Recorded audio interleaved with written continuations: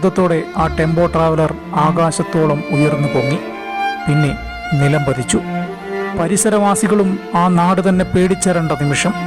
ആ സമയം വരെ വെടിക്കെട്ട് സാധന സാമഗ്രികൾ സൂക്ഷിച്ചത് അവിടെയാണെന്നറിഞ്ഞിട്ടില്ലാത്ത നാട് ഞെട്ടിവിറച്ചു. ശബ്ദം കേട്ട ദിക്കിലേക്ക് ആരും പറയാതെ തന്നെ വാഹനവുമായി പാഞ്ഞുവന്ന അഗ്നിരക്ഷാസേന ഉദ്യോഗസ്ഥർ കണ്ടത് ഞെട്ടിക്കുന്ന കാഴ്ച. പിന്നെ നമ്മൾ കണ്ട കാഴ്ചകൾ ഇതാണ്.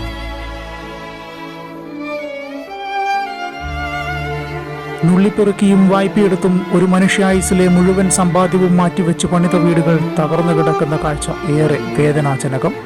50ഓളം വീടുകൾക്കാണ് അപകടം സംഭവിച്ചിരിക്കുന്നത്. 12 വീടുകൾ പൂർണ്ണമായും നശിച്ചു. അപകടം സംഭവിച്ച വീടിനകത്തെ കാഴ്ചകൾ ഹൃദയം തകർക്കും.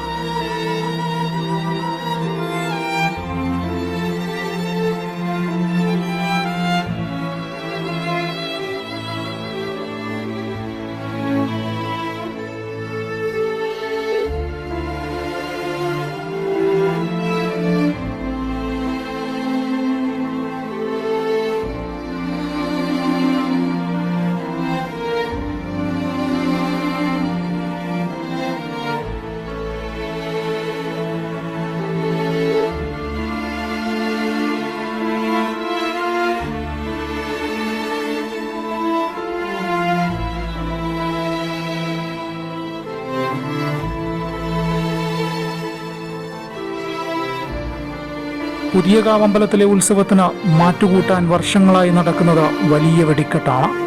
വടക്കേക്കരയും തെക്കേക്കരയുമായി ചേരിതിരിഞ്ഞ് മത്സരിച്ച് നടത്തും വെടിക്കെട്ട്. ആദ്യ ദിവസം വടക്കേക്കരയുടെ ഉത്സവവും താലപ്പൊലിയും വെടിക്കെട്ടുമെല്ലാം നാട്ടുകാരെ ഞെട്ടിച്ചുകൊണ്ട് നടന്നു. 2ാം ദിവസം നടക്കേണ്ടത് തെക്കേക്കരയുടെ താലപ്പൊലിയും വെടിക്കെട്ടുമാണ്.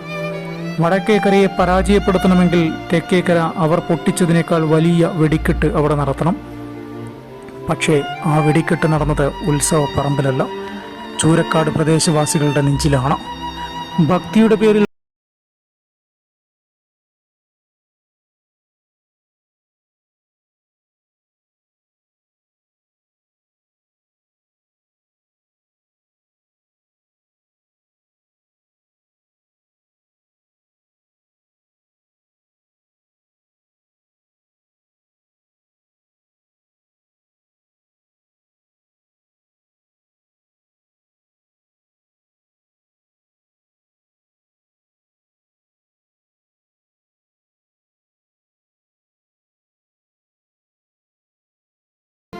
നിങ്ങൾ ചെയ്യേണ്ട സമയത്ത് ചെയ്തിരുന്നുവെങ്കിൽ വലിയ അപകടം ഒഴിവാകുമായിരുന്നു എന്നത് നെഞ്ചിൽ കൈവച്ച് നിങ്ങൾ സമ്മതിക്കേണ്ടി വരുന്നതും അതുകൊണ്ടാണ്.